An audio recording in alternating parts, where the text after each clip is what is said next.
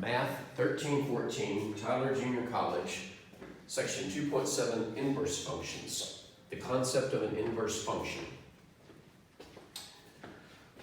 This is a little different than the previous series of videos, although at some point we will need some knowledge from those previous videos, namely the concept of finding the composition of two functions. But before we get into the nitty-gritty of inverse functions, I want to go a little bit backwards and talk a little bit more theoretically about something called an inverse relation. Now recall that a relation is a set of ordered pairs. So what do I mean by an inverse relation? Well, if R is a relation, a set of ordered pairs, then the inverse relation, which is written R with a -1, and it looks like an exponent, but it's not, even though it's living where exponents normally do. This is read the inverse of R, or R inverse. The inverse relation, R inverse, is the set of ordered pairs such that the reverse pair is in the original relation.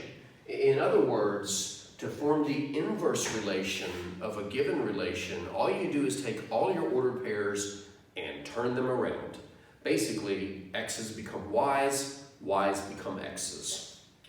For example, let's suppose R is the relation containing the following 7 ordered pairs: -3, 9, -2, 4, -1, 1, 0, 0, 1, 1, 2, 4, and 3, 9.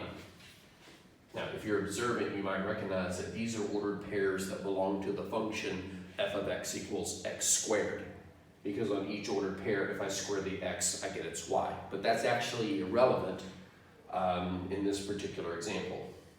If R is this relation containing 7 ordered pairs, then what is R inverse? To find R inverse, all you have to do, literally, is reverse each ordered pair. Switch the x and the y. So what would the first ordered pair become? Well, instead of -3, 9, it would be 9, -3. The next ordered pair, 4, -2. And then 1, -1. Now, every once in a while, a pair will not change when we switch its x and y, namely if its x and y are already equal, such as 0, 0, or 1, 1. But the last two pairs, upon reversal, will give us 4, 2, and 9, 3. So at its very core, that's the essence of an inverse relation. A relation is a collection of ordered pairs. The inverse relation, you just turn them around. Now, what does this have to do with functions? Well, referring back to the first example, is R a function? And remember, in the context of ordered pairs, a relation if a function is a function if every x in the domain contains exactly one y value in the range. Oh, by the way, speaking of domains and ranges, let's go ahead and list them for each. From this point forward, I will continue using a capital D, subscripted. I just realized I have a problem which we're going to fix in a minute. Subscripted with the name of the relation or the name of the function, and a capital R subscripted with the name of the relation or function. I just realized I boxed myself into using a capital R for 2 different things, one for a generic relation and another for range. I'm not going to change the one for range, so I think I'll go back and change where I used capital R to represent a relation. Now, what can we use instead of capital R to represent a relation? The truth is, we can use any letter we want. But I wouldn't use R, I wouldn't use D, I wouldn't use X or Y, because those are normally coordinates, even if capitalized. Let's just say, we'll call this relation capital A. So I need to change all the initial capital R's to capital A's. The name of the relation is irrelevant. I just tried to choose a letter that made sense contextually.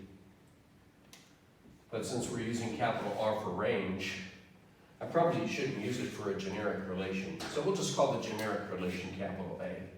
Did I get them all? Oh, no, I missed this one.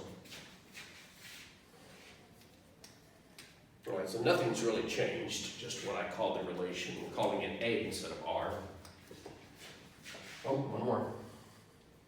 Yeah. This sounds weird. Is A function? Recall that a function is a relation in which each element of the domain is paired with exactly one element of the range. So let's just take a quick note of the domain and range of A. Domain of A and range of A. The domain of A is -3, -2, -1, 0, 1, 2, 3.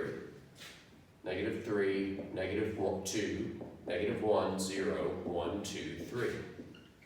The range of A is 9, 4, 1, 0, and that's it. 9, 4, 1, 0, and the last three ordered pairs already have values represented in the range. So to see if A is a function, we would just ask each element in the domain, how many elements in the range are you paired with, starting with the -3. -3, how many range elements are you paired with? Well, this is the only range element, 9, that -3 is paired with, so it's okay. In fact, all of them are okay. None of the x's are repeated, so this is a function. So A is a function, yes.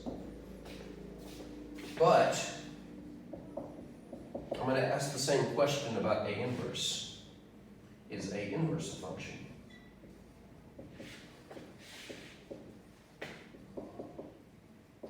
Well, if we're going to talk about A inverse in the context of a function, we need to focus on its domain and range.